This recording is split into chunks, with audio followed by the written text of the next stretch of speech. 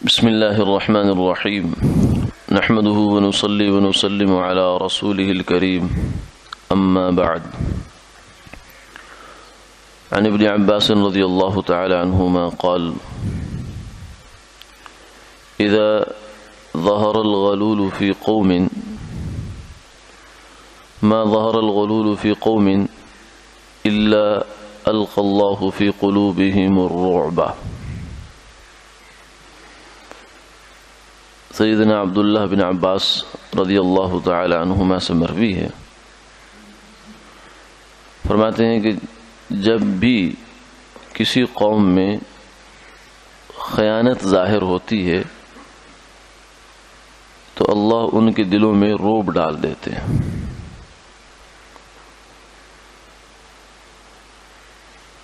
اس حدیث کے راوی عبداللہ بن عباس رضی اللہ تعالی عنہما ہیں، جنہوں نے اگرچہ رسول اللہ صلی اللہ علیہ وسلم کی طرف اس کی نسبت نہیں فرمائی،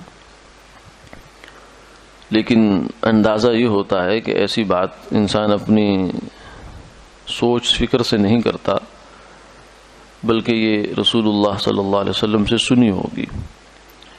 اس کو محدثین کی اصطلاح میں ایسی حدیثی سمجھا جاتا ہے جیسے کہ صحابی اگر حضور صلی اللہ علیہ وسلم کا نام لے کر بیان کرے۔ فرمایا کہ جب کسی قوم میں خیانت ظاہر ہوتی ہے تو اس کا ایک نتیجہ بھی ظاہر ہوتا ہے۔ ظاہر ہونے کا مطلب یہ ہے غالب آ جانا۔ عربی زبان میں ایک ظاہر کا مطلب اردو میں ہے ہمارے ہاں کہ ایک چیز خفیہ ہے، پوشیدہ ہے، لیکن وہ کھل کر سامنے آ گئی، اور ایک اس کا مطلب یہ ہے کہ کسی قوم میں جب خیانت غالب آ جائے یا اچھے خاصے بڑے پیمانے پر ہونے لگے تو اس کا پھر ایک نتیجہ ہے۔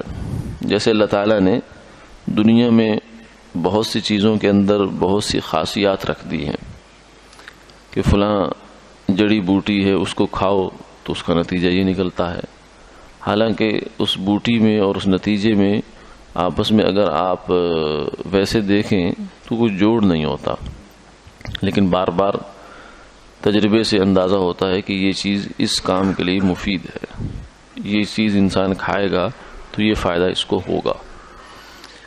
تو اسی طریقے سے اللہ نے بعض اعمال کے اندر بھی خصوصیات رکھ دی ہیں کہ یہ عمل اور اس کا یہ نتیجہ، یہ عمل اور اس کے اوپر یہ اثر، تو یہ چاہے ہماری سمجھ میں اس کا نتیجہ جوڑ آپس کا سمجھ میں آئے یا نہ آئے، لیکن بہرحال وہ آپس میں تعلق اور جوڑ ضرور رکھتے ہیں۔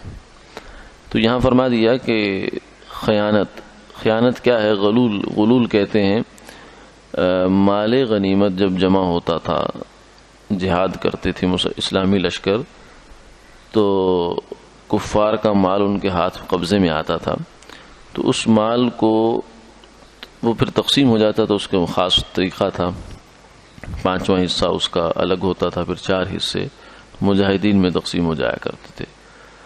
تو یہ تقسیم ہونے سے پہلے وہ اجتماعی مال ہوتا تھا، سب کا اس کے اندر، سب مجاہدین کا اور بیت المال کا اس میں حق ہوتا تھا۔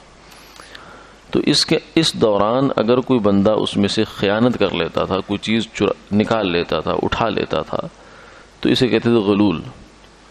تو اصلاً تو یہ مال غنیمت میں سے خیانت کرنے کے بارے میں ہے، لیکن پھر اس کا جو عمومی مطلب ہے وہ یہ ہے کہ کوئی بھی اجتماعی مال ہو، یعنی ایسا مال جس کے ساتھ بہت سارے لوگوں کا حق وابستہ ہے، قومی سطح کا، ملکی سطح کا بیت المال، خزانہ، کہ اس کے اندر سے انسان اگر کوئی چیز نکالتا ہے، خیانت کرتا ہے، جسے آج کل کے اصطلاح میں ہم غبن کہتے ہیں، کرپشن کہتے ہیں، یہ سب اس کے اندر شامل ہے۔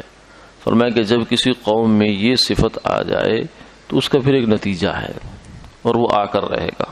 یہ نہیں ہو سکتا کہ آپ جو ہے وہ زہر انسان پیے اور پھر کہے کہ مجھے اس کا اثر نہ ہو، میں نے تو چھپ کر پیا ہے، چھپ کر پیے یا کھل کر پیے، زہر تو زہر ہے۔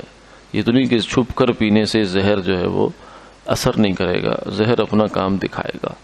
تو کرپشن یا غبن یا مالی خیانت، بدعنوانی، یہ چاہے چھپ کر کی جائے چاہے کھل کر کی جائے، لیکن جب ایک قوم میں بڑے پیمانے پر یہ ہونے لگے تو پھر اس کا ایک نتیجہ یہ ہے کہ اللہ ان کے دلوں سے جو قوت ایمانی ہے یا قوت شجاعت ہے وہ نکال لیتے ہیں.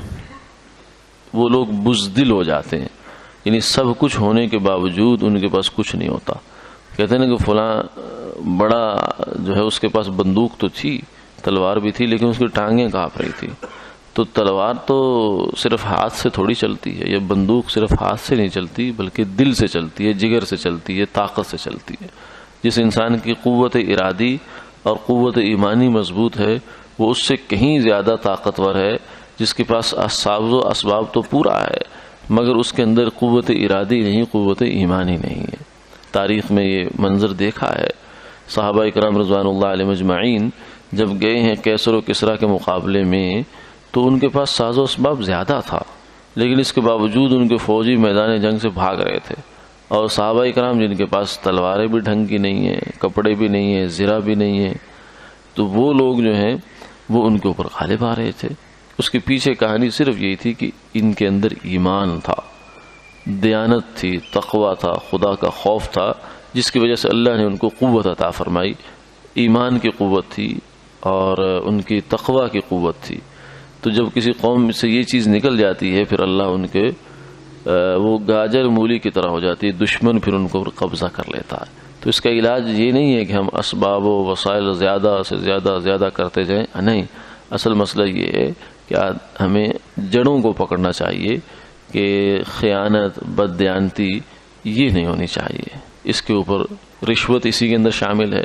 جو ہمارے یہاں پورے محکموں میں سلسلہ چلتا ہے، اوپر سے ایک فنڈ منظور ہوتا ہے، نیچے آتے آتے اس کا 10واں حصہ بچ جاتا ہے، جو باقی 9 حصے 8 حصے یہ سب خیانت ہے، یہ رشوت ہے، یہ حرام ہے. اولادوں کو اس کا کھلانا یہ جہنم کے انگارے بھرنا ہے. اللہ تعالی ہماری حفاظت فرمائے. آمین آمین یا